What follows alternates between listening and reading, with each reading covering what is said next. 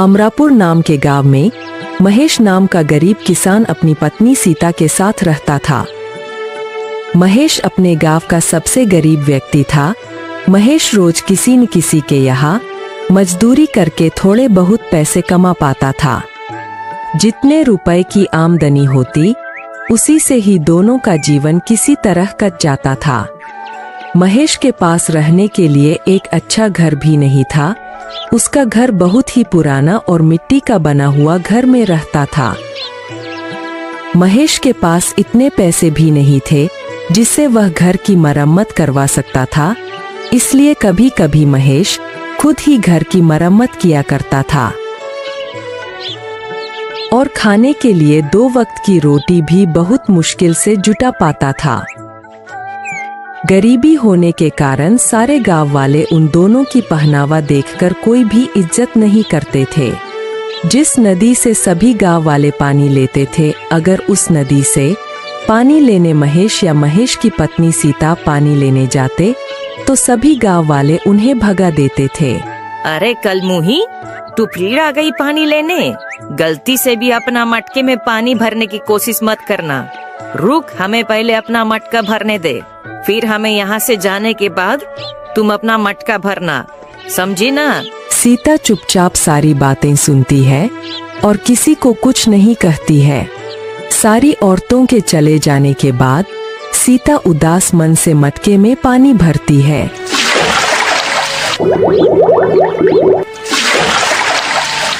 और घर जाकर अपने पति महेश से कहती है, हमारी क्या गलती है जो गांव वाले हमारे साथ ऐसा बर्ताव करते हैं?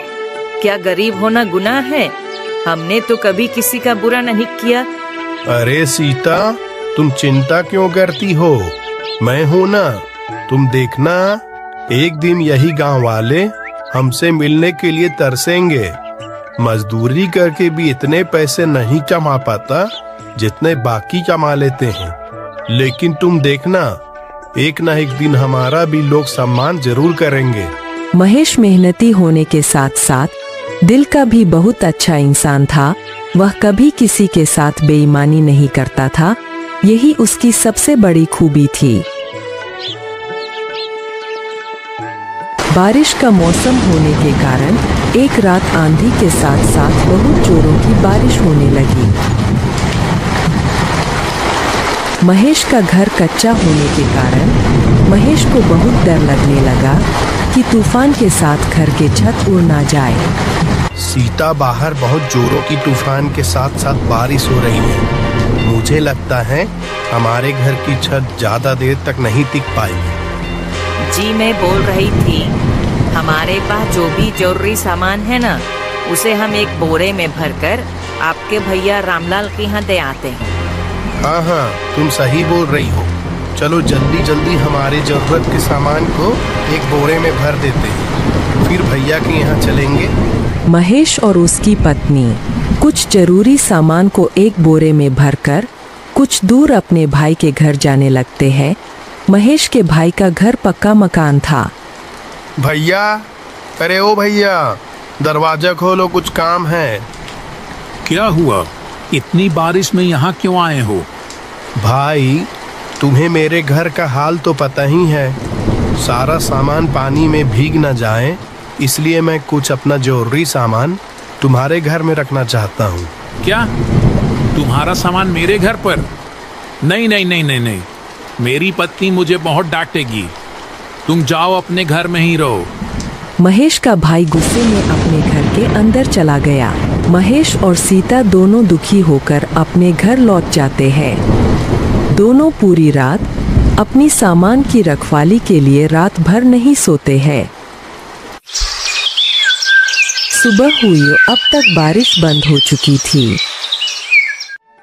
अब ऐसी बरसात के मौसम में महेश को एक भी काम नहीं मिल पा रहा था। कुछ महीने इसी तरह गुजर गए।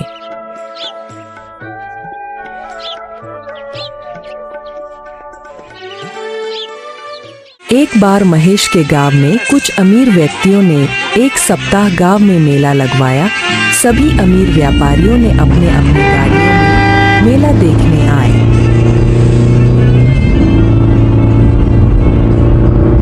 तभी एक व्यापारी अपनी गाड़ी से गांव में आ जाता है।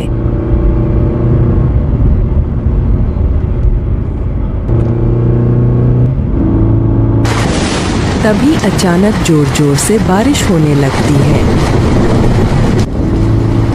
रास्ता गिला होने के कारण उस व्यापारी की गाड़ी कीचड़ में फंस जाती है। उसने उस गाड़ी को निकालने की बहुत कोशिश की, पर वह बहुत कोशिश करने के बाद भी व्यापारी की गाड़ी कीचड़ से नहीं निकल रही थी। साथ ही साथ बारिश भी बहुत तेज हो रही थी। अरे धत तेरी की, अभी ही मेरी गाड़ी को फंसना था क्या? ऊपर से इतनी जोरों की बारिश हो रही है। तभी वहां से कुछ गांव वाले गुजर रहे थे। व्यापारी ने उनसे मदद मांगी। अरे भाइयों भाइयों, सुनो सुनो सुनो, मेरी गाड़ी कीचड़ में फंस गई है। क्या आप मेरी गाड़ी को निकालने में मदद करोगे प्लीज? नहीं नहीं नहीं नहीं नहीं, बारिश बहुत तेज हो रही है। इतनी बारिश में हम क्या मदद करेंगे भाई? नहीं नहीं नहीं, हमसे तो नहीं होगा। तुम किसी और को देख लो, हम लोग चलते हैं। ऐसा कहकर वे दोनों वहां से चले जाते हैं। लगातार बारिश हो रही थी। व्यापारी सभी को आवाज लगाकर बुला रहा था। भाइयों मेरी मदद करो, मेरी मदद करो। अरे भाई, कोई है क्या आसपास? मेरी गाड़ी कीचड़ में फंस गई है, इसे निकालने में मेरी मदद करो। भाइयों मेरी मदद करो। लेकिन सभी गांव वाले उसकी मदद करने से इनकार कर रहे थे। तभी महेश सभी जगह से काम की तलाश कर निराश होकर उसी रास्ते से घर लौट रहा था। तभी उसने देखा कि एक व्यापारी की गाड़ी कीचड़ में फंसी हुई है और व्यापारी मदद के लिए लोगों को आवाज लगा रहा है।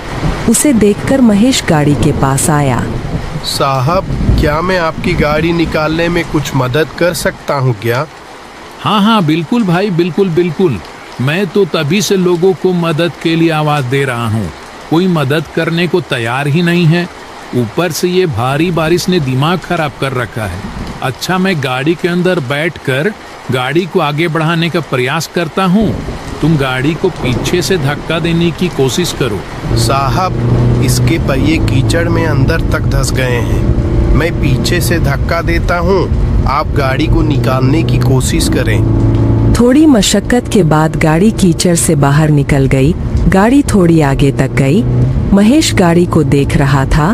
तभी अचानक से गाड़ी रुक जाती है और गाड़ी से व्यापारी उतरकर महेश के पास जाता है। हेलो भाई, तुम कौन हो? मेरा नाम हरिदास है, मैं शहर में व्यापार करता हूँ। महेश उस व्यापारी को देखकर घबरा जाता है। जी, मेरा नाम महेश है। मैं कई सालों से इसी गांव में रह रहा हूँ। अच्छा, वैसे तुम बहुत अच्छे इंसान लगते हो। पिछले 1 घंटे से मैं यहीं फंसा हुआ था। किसी ने मेरी मदद नहीं की, सिर्फ तुमने मेरी मदद की। अब जाकर मेरी गाड़ी इस कीचड़ से निकल पाई है। मैं यहाँ मेला देखने आया था। जी कोई बात नहीं, दूसरों की मदद करना तो हमारा फर्ज है। अब बारिश भी रुक चुकी थी। अच्छा साहब, अब मैं चलता हूँ। रुको महेश, मुझे अपने घर नहीं ले जाओगे क्या? नहीं साहब, मुझ जैसे गरीब के घर जाकर आप क्या करोगे? मेरा घर मिट्टी का बना हुआ पुराना टूटा फूटा घर है। आपको मेरे घर जाके कुछ नहीं मिलेगा। आप मेला देखने जाइए, मैं घर जाता हूँ। अब तो मैं एक बार तुम्हारे घर चलकर ही रहूंगा। जी, अब आप इतना कह रहे हैं तो चलिए। व्यापारी महेश को अपनी गाड़ी में बैठा लेता है। महेश पीछे बैठकर व्यापारी को अपने घर का रास्ता बताता है। कुछ देर बाद दोनों घर पहुंच जाते हैं।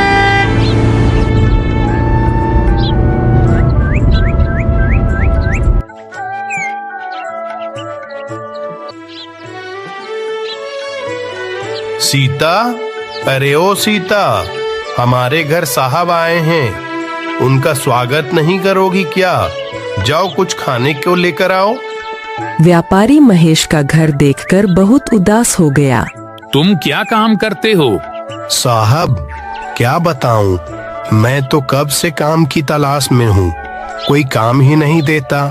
बस इधर उधर से घूमकर मजदूरी का काम कर लेता हूँ। बारिश की वजह से वो भी बंद है।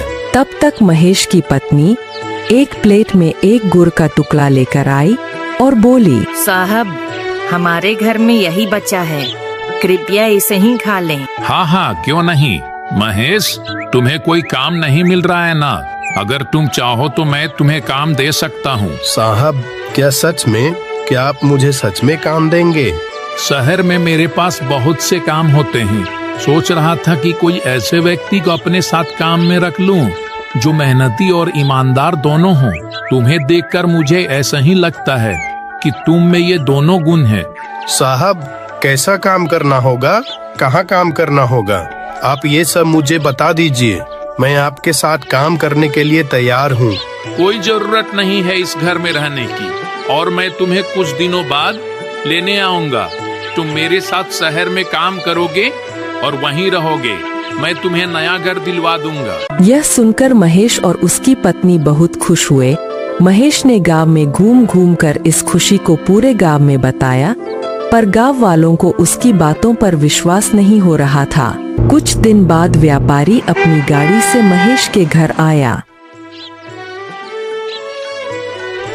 महेश, सारा सामान तैयार है ना? चलो चलते हैं। महेश और उसकी पत्नी सीता पूरा सामान लेकर व्यापारी के गाड़ी में बैठ गए। सभी गांव वालों का ध्यान उन्हीं पर था, यहाँ तक कि महेश का भाई भी उन्हें देख रहा था। गाड़ी चल पड़ी। व्यापारी महेश और उसकी पत्नी सीता को शहर लेकर आ गया। उसके बाद उन दोनों को रहने के लिए एक अच्छा सा घर दे दिया। महेश सारे काम अच्छे से समझ गया था। अब वह व्यापारी के साथ काम करने लगा। महेश का घर बहुत सुंदर था। अब महेश बहुत अच्छे खासे पैसे कमा लेता था। धीरे धीरे करके महेश और उसके घर को देखने उसके गांव वाले शहर आने लगे थे। जिस भाई ने महेश का सामान को रखने से मना कर दिया था, अब वह महेश को भाई भाई कहता नहीं थकता था। महेश ने ईमानदारी और मेहनत के बल पर सब कुछ पा लिया।